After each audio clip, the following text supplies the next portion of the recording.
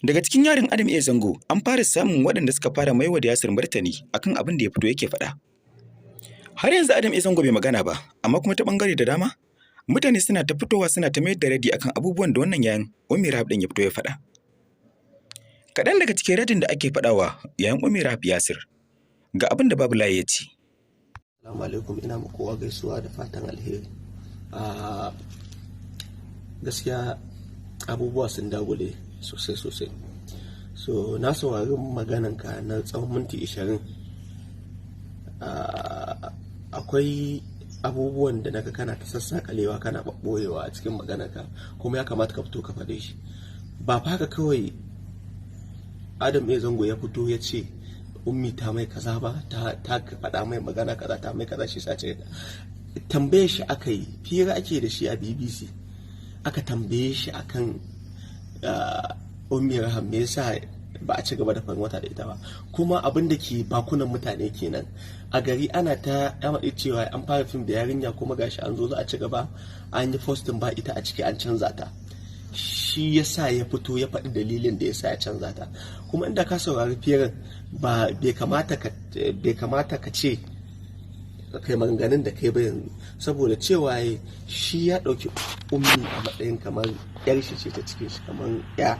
Sannan kuma duk yaron da ke kamfanin shi yana bashi kulawa, kuma yana so ya bi hanyar da shi yake so ya bi, sai kuma ya ita ta ɗauko hanyar da bai kamata ba, irin ta sauka da wallahi. So kuma kowa da ita ya san, kowa da shi ya santa a Kano, irin mutane ko me faru da ita, saboda ita tana Instagram ɗinta a komai nata ta rubuta Adam Izango is my godfather, waye autar Izango ma ake ce mata.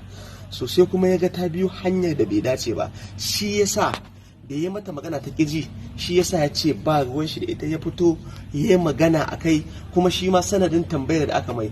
Sannan kuma abin da ya ƙara kawo cice kuce ma, yana live video ne akan farin wata a Instagram, zai saki farin wata, yana jin feedback ɗin mutane, sai mutane abin da ya fi suka fi tabbata shi ne me yasa aka cire Ummi Rahab, me yasa aka cire Ummi Rahab. Shi yasa ya fito ya magana, kuma ƙarshen magana cewa da Allah a aje wannan magana a gefe, ba magana bace ta kawo shi akan farin wata ne yake magana akan abin da ya shafi farin wata, don haka mutane da Allah a daina mai wannan magana, ya riga ya bada amsa. So ya kamata ka fahimci cewa mutum ne yana tare da kai, sai ya ga kana yana ɗauraka akan hanyar da yake ganin ita ta dace da kai a rayuwa, sai ka je ka kauce, yama magana ka ƙiji, sai ya fita harkarka. Dan Allah me ya laifin shi a nan wajen? Sannan kuma kai akwai abubuwan da ka ɓaɓɓoye sosai, akwai abubuwan da baka faɗa ba. A lokacin da kamun Adam Izango ya zo ya sata a farin wata, ba wanda yake kula da lamuranta, irin ba wanda ya yi mata abubuwa, sai da aka ga ya haska ta, ta fito yanzu duniya ta ganta, sannan mutane suka yi mata sha. Kuma dama dole a matsayin shi na wanda yake kamar uba wajen ta, sai ya fito ya mata magana. Kawai wasu abubuwa ne canji ya ga wanda ba su kamata ba, shi kuma yake mata faɗa a matsayin shi na ubanta.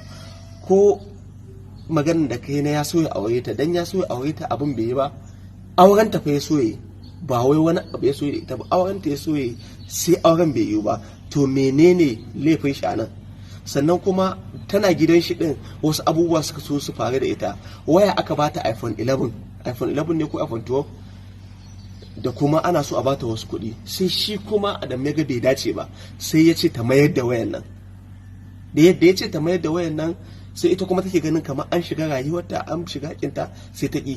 Ina ga wayan ma ko da kai aka sai da wayan ne, kai ka siya mata Tekno ko menene, ni ban sani ba. So mun san abubuwa da dama, mun san komai game da abubuwan. Sannan kuma something wani a Lagos yana so ya mata abubuwa kaza za ta je Lagos da abin nan, ya hana ta ƙi hannuwa. So dan Allah dan annabin menene laifin shi a wajen? Shi yana gano mata hanyar da ta dace da ita kuma tana ganin ga abin da ya dace da ita. Shi yana ganin hakan cutarwa ne a gare ta, shi yasa ya mata magana.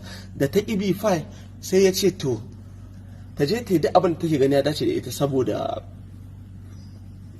ita tana ganin yana takura mata, amma da bata ga yana takura mata ba, saboda lokacin ita ba kowa bace, ba komai bace, ba a fara haska ta ba, ta dan samu dan sunan da ta samu, shi yasa take jin magana shi. Amma yanzu ta kawo karfi sai ta ke jin magana shi. Wannan shi ake cewa butulci, ba wai dan ya rike ta a gidan shi dan wani lokaci ba. Gaskiya ne bai san cin ta bai san ta ba, amma dai ya taimake ta a rayuwa sosai, kuma kai ma ka san ya taimake ta a rayuwa sosai. So bai kamata kai irin wannan magana, maka faro magana tare na ji daɗin maganan, daga baya sai ka zo kana waskewa. So ya kamata ka fahimci cewa Adam Zango ya bada gudunmawa sosai a rayuwar Ummi, sannan kuma ya taimake ta sosai. Masu zuwa suna irin wannan manganin, kai kan kasan suna da interest ne akan abin, kuma halin take ciki yanzu mun san cewa ana tunzura ta ne, ana zuga ta da wasu abubuwa. Sannan rubutun ma da naga ta yi lokacin kamun ta goge, na san wallahi ba ita ta yi ba, rubuta mata akai. Ita ma ta sani, kuma mu ma mun sani, duk wanda ya santa kuma ya sani. So mun san kuma mun zuba ido mun gani, mun san kuma wani abu zai biyo bayanan gaba insha Allah, saboda ba dai sai na ce komai ba. So ya kamata a tsaya a fahimci maganar nan. Sannan kuma akwai wasu abokan sana'a wanda suke ta wani magana mara adadi akan irin wayannan. So su ma suna da wani interest ne akan Adamu, shi sa suka fito suna magana, kamar Al'atur da ya fito yana ta maganganu yana kare Ummi Rahab. So akwai wani interest ne a cikin maganar shi, wani personal dabi ne shi da Adamu sai amfani da wannan damar abin nan. In magana yake so yayi, in fitowa yake so yayi, in ya ga abin da ba dace ba an kama. Lokacin da aka kama Sunusi Oscar, ba dan jam'iyyarsu bane, na jam'iyyarsu dai, me yasa bai fito yin magana ba? Sai yanzu da wannan abin ya faru sannan zai fito yin magana cewa. So na rantse da Allah, kamar yanda in yana tunanin bai da kunya ne, to na rantse da Allah mun fi shi rashin kunya. Duk abin da yake tunani wallahi tallahi mun fi shi. Kawai muna kawaici ne saboda Adamu yana hana mu wasu abubuwa, yana ce mana mu bari. To an kai lokacin da ba za mu bari ba, dole sai mutum mun yi magana. Kuma sannan yanzu ma aka fara. Sannan kuma mun san komai, mun san duk abin da ke faruwa daga Saudiyyah har Najeriya akan ki.